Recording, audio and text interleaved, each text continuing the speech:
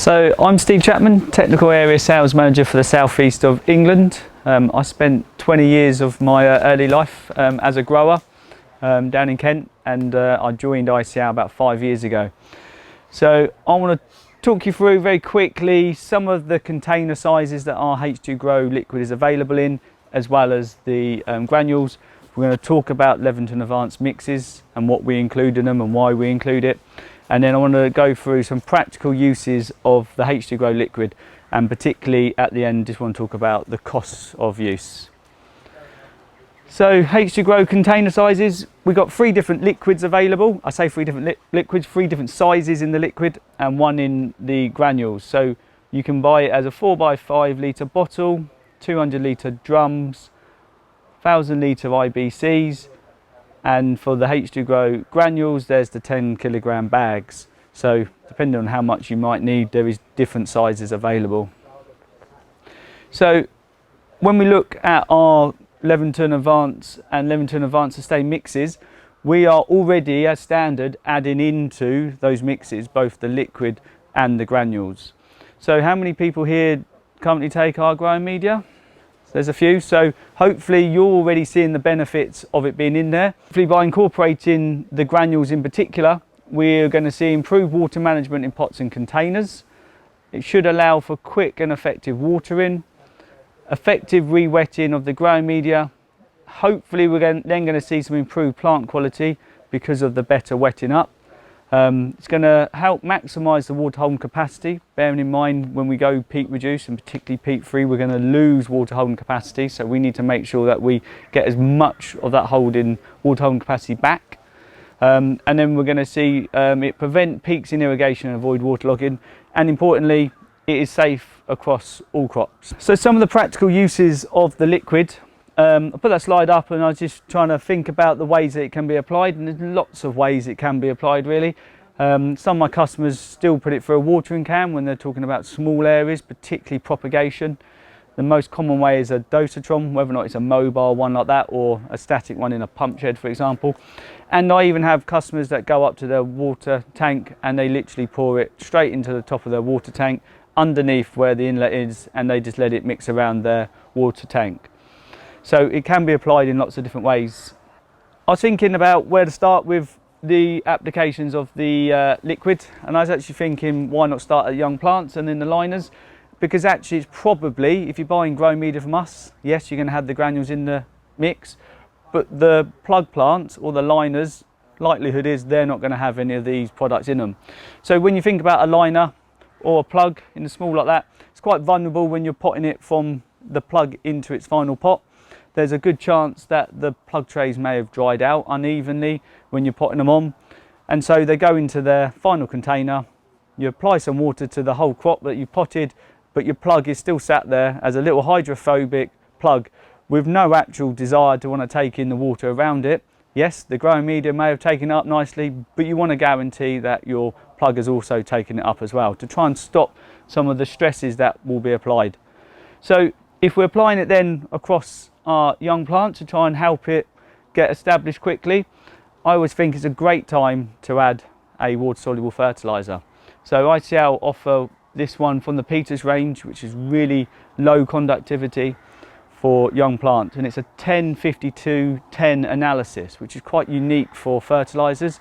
You'd expect to see a higher N or higher K ordinarily, but with the 52 being high in phosphorus, we're going to expect some root growth once we've applied it.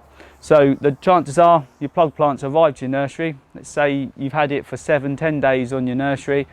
We know that it probably has now got no nutrition left in it anyway, because it was probably fed with a water soluble fertiliser from the young plant producer.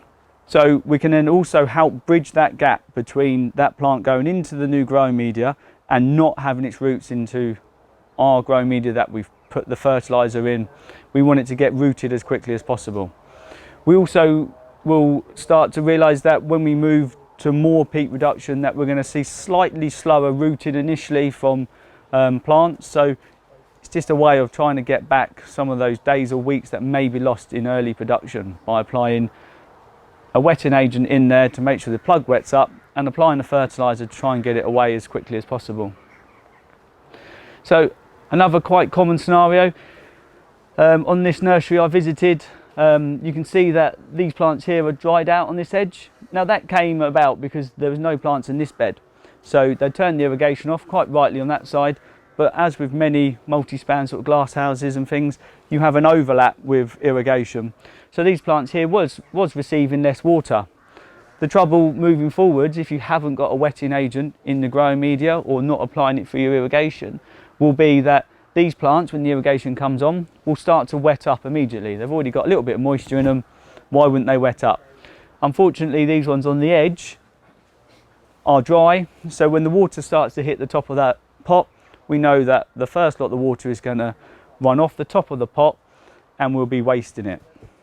So you have a choice. You go in and keep wetting up this edge here with a hose pipe.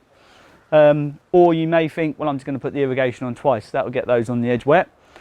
But remember, as we're transitioning away from peat, we're moving towards peat reduction. We're going to have more leaching happening. So lower cation exchange values will mean nutrition will be going out the bottom of these pots far easier. So if you double water them, we're going to lose a lot more nutrition, and the very nutrition that was put in for the plants. So another really good area to be thinking about using it on is sort of pre-dispatch. So if you think lots of different plants were picked on that nursery, and I remember the nursery I worked on, we had plants that were picked at say 9 AM, put onto Danish trolleys, put into the shed for delivery that afternoon. The rest of the crops would have been watered at 10 o'clock and would have been fine.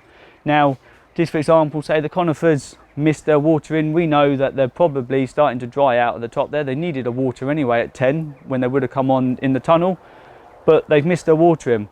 There's now, they sit in the shed and someone's going to water them before they're pushed onto the lorry ready for delivery. But the person watering them is not going to spend all the time that each individual plant is going to need watering. So if you start to apply a H2Gro liquid at this point, we know that when you start to water any of these crops that are dry, it's going to go in, it will penetrate the growing media instantaneously and it will start to wet up.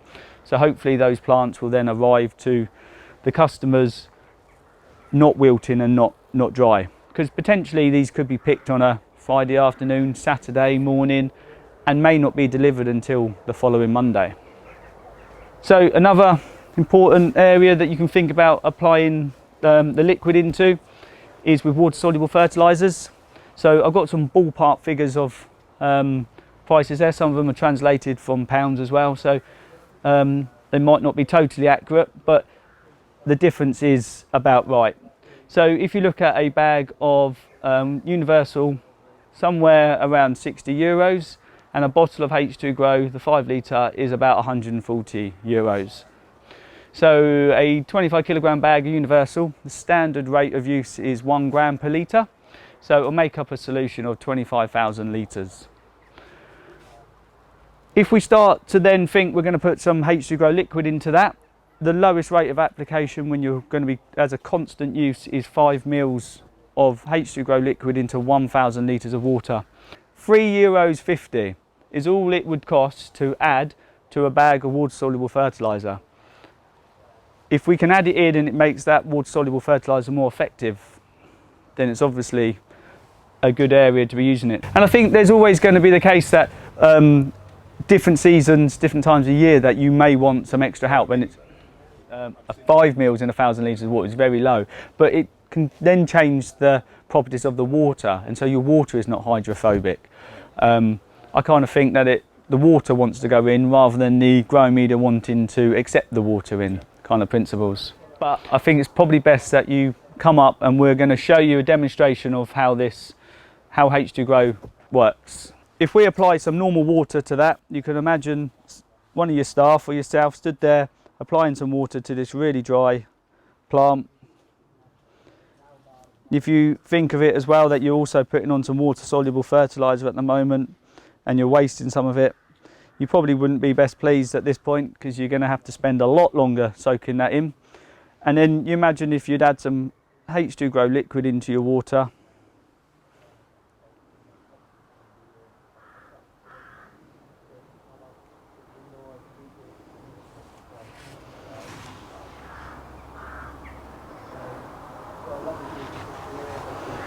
You can hopefully see the difference. The water instantly soaks in, and that could take 10-20 minutes before that would start to do anything like what that's doing. But if I break this open, you'll see that it's wetted all the way through, no problem at all. Whereas this one in that time, I mean, it hasn't done a thing in the middle there, and hasn't wetted up. Loosely speaking, I often say that whatever it costs you to buy the H2Gro, it will effectively save you somewhere. That can be labour with people watering at the end of hose pipes. It could be with your water soluble fertiliser. It might be just you save the corner of a bed that keeps on drying out. Yeah, there's so many uses for it.